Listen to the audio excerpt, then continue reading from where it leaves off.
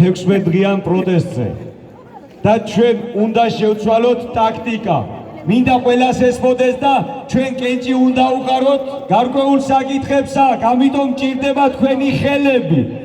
ჭირდება რომ ხედავდეთ. და თუ შეიძლება იყოთ ყურადღები. მოკლედ, ჩვენ უნდა შევცვალოთ ახალი ხედვა. უნდა შევცვალოთ ბრძოლის ტაქტიკა. პირველი ნაწილობრივ გაჟღერდა ადგილობრივი ხელისუფლება, რომელიც 16 დღეა უკვე და საერთოდაც 23 იანვრის შემდეგ სრულ გურგრილობას იჩენს. ჩვენ მიგვაჩნია რომ არ არის საჭირო თუ ჩვენ ვართ სამსახურის გარეშე მაღაროელები და 3500 ოჯახი. არც ისინი არ უნდა იყონ დასაქმებულები. ამიტომ ფიქრობთ რომ ორშაბათიდან მათაც არ იმუშაოთ. გამოვიდეთ ჩვენთან ერთად ქუჩაში. დადგნენ ჩვენთან ერთად. და თუ ამას თავისი კეთილი ნებით არ გააკეთებენ და ეცდებიან შესვლას მერიაში და სამუშაო პროცესის მშვიდობიანად გაგრძელებას, ჩვენ ამაში ხელს შევუშლით.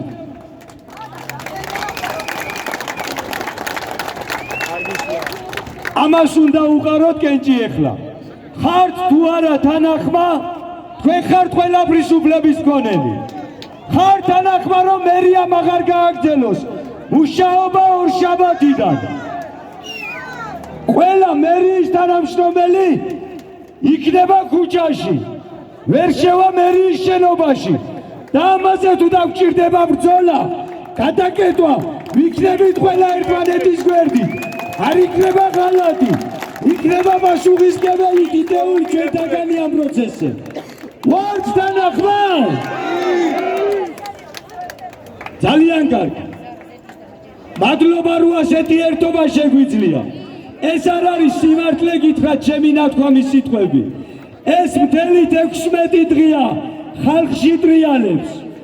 ამ უსამართლობის გაჟღერება იყო ხალხში, რომ ვიღაცა მე-5, მე-6, მე-7 სართულიდან გადმოგჩერებია სრული ამ სიტყვის მნიშვნელობით.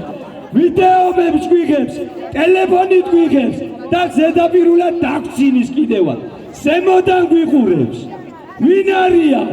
ჩვენ დავიკირავეთ, ჩვენ ავირჩიეთ, ჩვენ მივეცით ხელფასი, ამიტომ ჩვენ გამოვუშვებთ იქიდან და ამას ორშაბათიდან გავაკეთეთ.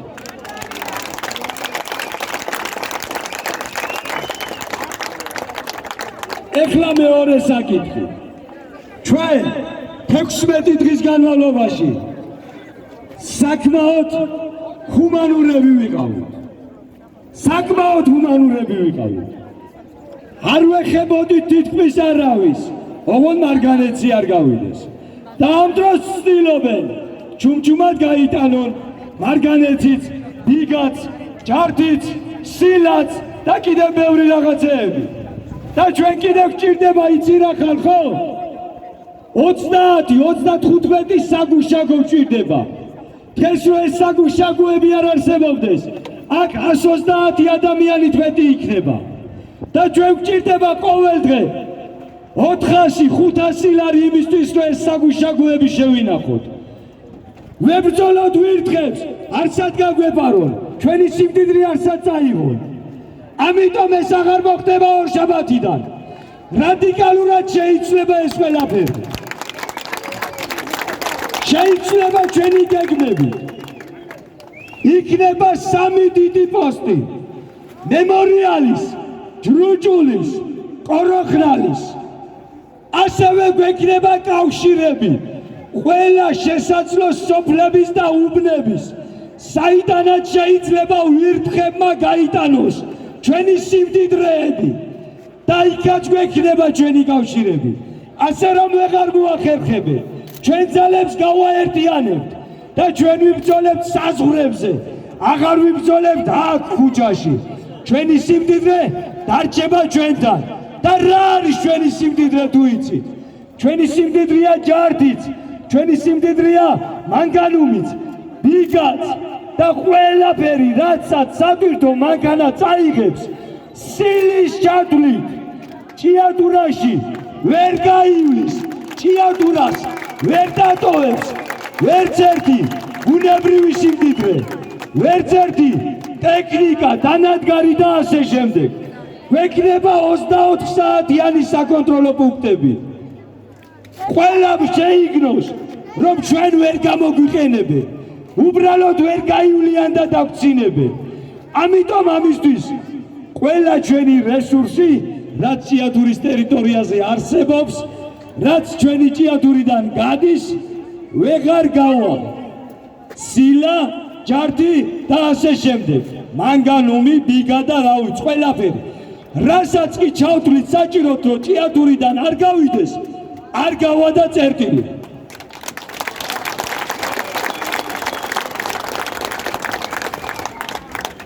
თუ ვართ მომხრე ამ იდეის, ყველამ ხელისაწევით დავაფიქსიროთ. შემოგევლეთ, რომ ასეთი ერთსულოვანი ვართ შეტევაში, ასეთი ერთსულოვანი ვართ სამართლიანობის აღდგენაში. ყველას გელოდებით ორშაბათიდან.